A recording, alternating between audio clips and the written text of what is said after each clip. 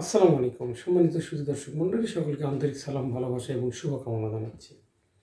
সেই সাথে সকলের সুস্বাস্থ্য এবং দীর্ঘায়ু কামনা করছি মনোরবের কাছে। আমি আশ্চর্য হয়ে গেলাম, পুলিশের পোশাক নির্ধারণ করা হয়েছে। তো সেই পুলিশ, আনসার এবং র্যাবের পোশাক দেখে আমি আশ্চর্য হয়ে গেলাম।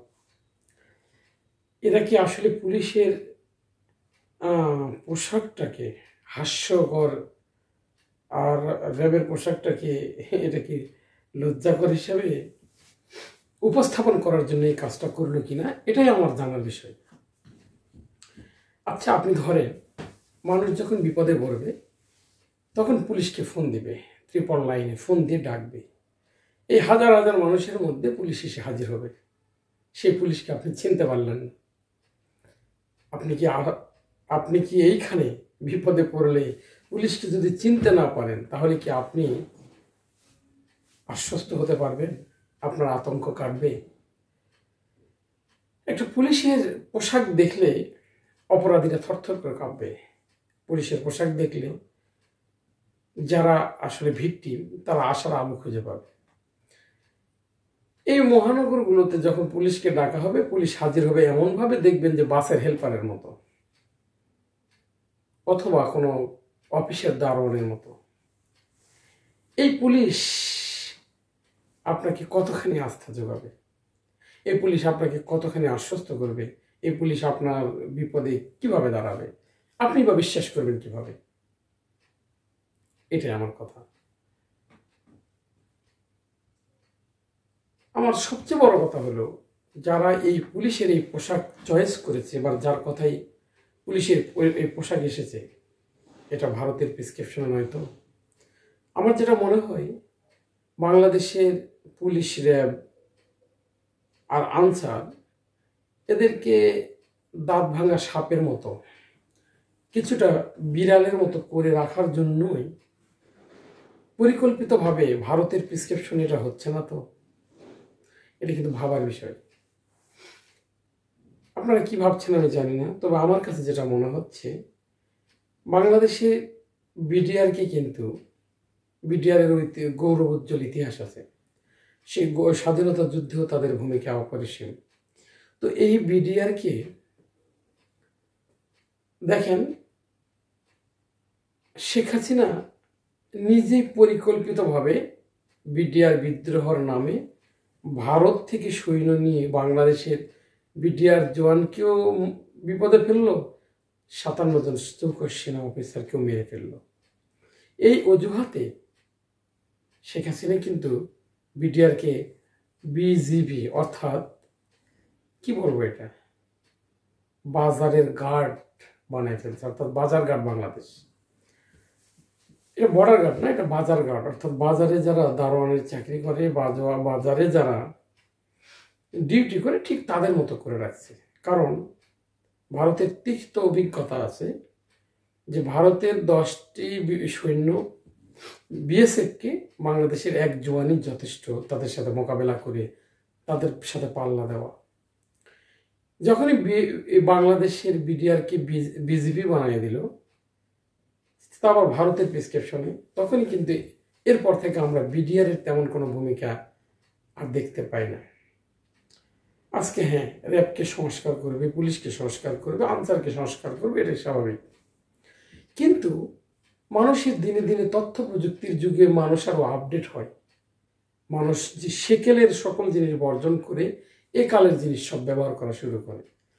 কিন্তু অন্তর্বর্তী সরকারের ভিতরে এমন কোন ভূত ঢুকলো যে বাংলাদেশের পুলিশ, আনসার আর র্যাবকে দারোয়ানের ভূমিকায় তাদের পোশাক চয়েস করা হলো।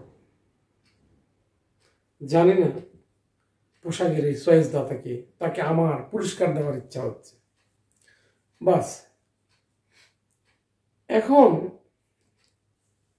জাতি হিসেবে আমরা কি আস্তে আস্তে এভাবে ষড়যন্ত্রের শিকার হব? আমাদের দেশ দ্বিতীয় স্বাধীনতা অর্জন করেছে।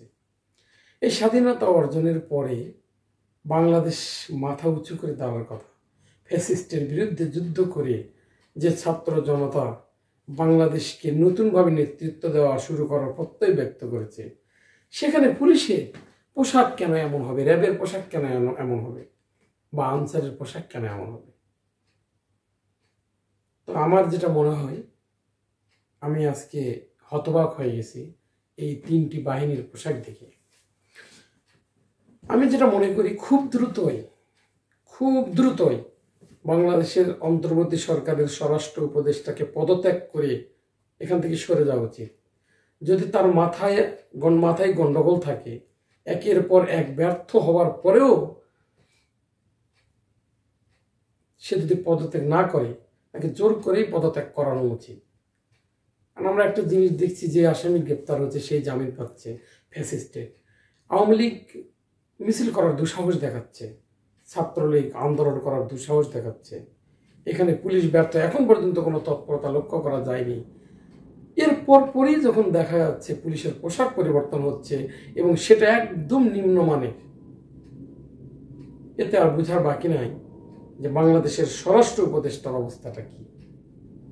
আজ বাংলাদেশের মতো দেশের যদি অন্তর্বর্তী সরকারের যিনি স্বরাষ্ট্র উপদেষ্টা, যিনি র্যাব চালাবেন, পুলিশ চালাবেন, আনসার চালাবেন, বিডিআর চালাবেন, তার যদি এই অবস্থা হয়, তাহলে জাতির কি অবস্থা হবে?